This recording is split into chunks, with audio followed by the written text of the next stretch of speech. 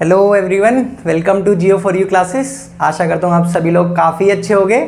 तो आज हम लोग एक नए टॉपिक के साथ आए हैं इन ब्रह्मपुत्र रिवर सिस्टम। हम इंडस से गंगा पे आए, अब अपना टॉपिक आया ब्रह्मपुत्र। अब ये अपना प्यारा भारत, यानी कि नॉर्थ ईस्ट वाला स्टेट्स, पूरे नॉर्थ ईस्ट वाला जोन, ये नॉर्थ ईस्ट स्टेट्स हैं। हमने रिवर में पढ़ा कैसे कैसे हमने रिवर्स की, मैंने बताया था स्टार्टिंग में कि कैसे कैसे हमने जर्नी रिवरों की करनी है, स्टार्टिंग पॉइंट से लेके एंडिंग पॉइंट तक। जितनी भी बड़ी बड़ी सिटीज़ हैं सब कुछ देखते हुए चले। इसी तरीके से हम ब्रह्मपुत्र पर चलेंगे।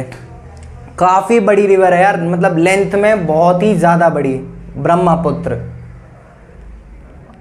ये है, ये वाला रूट इसका है, ये है ब्रह्मपुत्र। ये अपना बांग्लादेश, ये सिक्किम, भूटान, अरुणाचल प्रदेश, आसाम, नागालैंड, मणिपुर, मिजोरम और ये त्रिपुरा, ये अपना नॉर्थ ईस्ट वाला एरिया।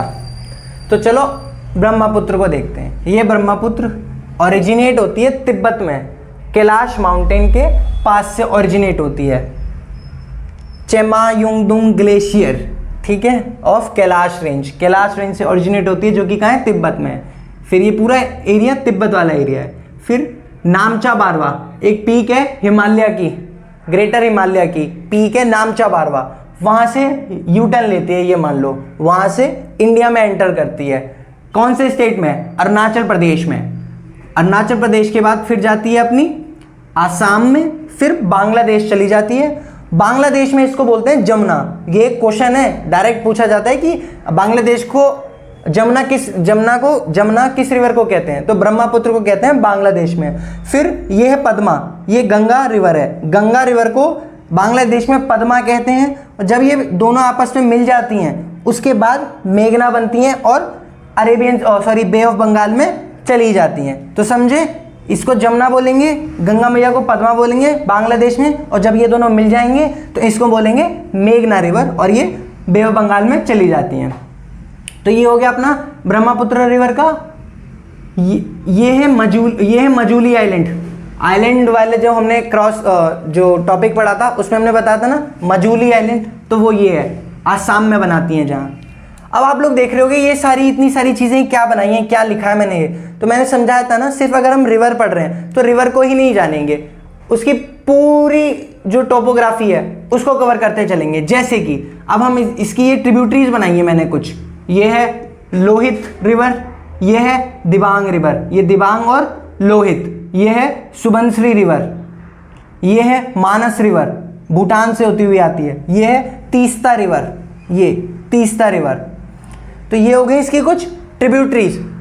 अब जो ये मैंने ये लिखा है, ये दाफला हिल्स, ये हिल्स हैं। अब कुछ ना कुछ हिल्स को भी जान लेते हैं ना, जैसे कि ये दाफला हिल्स अरुणाचल प्रदेश में, ये मिशमी हिल्स अरुणाचल प्रदेश में, ये नागा हिल्स, ये मीजो हिल्स, ये बरेल रेंज, ये मिखीर हिल्स। ये लिखा है मैंने गारो, खासी, जैंतिया, ये भी 3 रेंजेस है। कहाँ पे? मेघालय में। तो सिर्फ रिवर को ही नहीं पढ़ रहे हैं, ये इस तरीके से स्ट्रक्चर को याद करना है हमें कि इस पूरे स्ट्रक्चर को याद हो जाए। ब्रह्मपुत्र तो हमें इजीली याद ही हो गई यार। नामचा बारवा से यूटर्न लिया, अरुणाचल प्रदेश घुसी, फिर आसाम हुई, आसाम में मजूली आइलैंड बनाया, फिर बांग्लादेश में आ गई, बांग्लादेश में इसको जमुना कह दिया गया, और गंगा मैया को पद्मा। जब ये दोनों मिल गए तो इसको मेघना बना दिया गया। इसी तरीके से हमने देखा कि इसकी ट्रिब्यूटरीज दिबांग, लोहित अरुणाचल प्रदेश में, जो सुबनसिरी अरुणाचल प्रदेश और ऊपर तिब्बत से आती है अरुणाचल प्रदेश होते हुए, मानस तिब्बत से आती है भूटान होती हुई, तीस्ता इधर सिक्किम से आती है।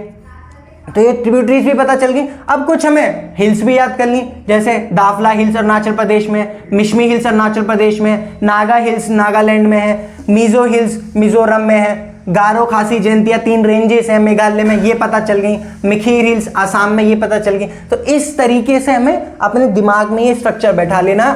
सारे क्वेश्चंस एक दूसरे से लिंक होते हैं, कवर करके इजीली हम अटेम्प्ट भी कर लेते हैं।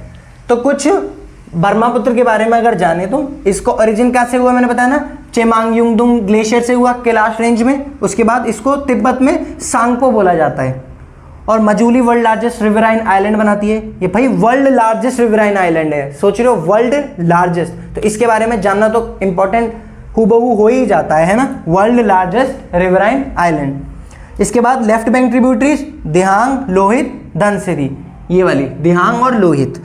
राइट बैंक ट्रिब्यूटरीज मानस, सुबनसिरी, कामेंग। मानस यानी कि ये वाली मानस, ये सुबनसिरी, ये दोनों होगी। अब सुबनसिरी क्या है, लार्जेस्ट ट्रिब्यूटरी है जमुना की, अगर पूछे जाए तो सुबनसिरी है लार्जेस्ट ट्रिब्यूटरी, ये वाली रिवर जो तिब्बत से अरुणाचल प्रदेश और असम में मिल जाती है।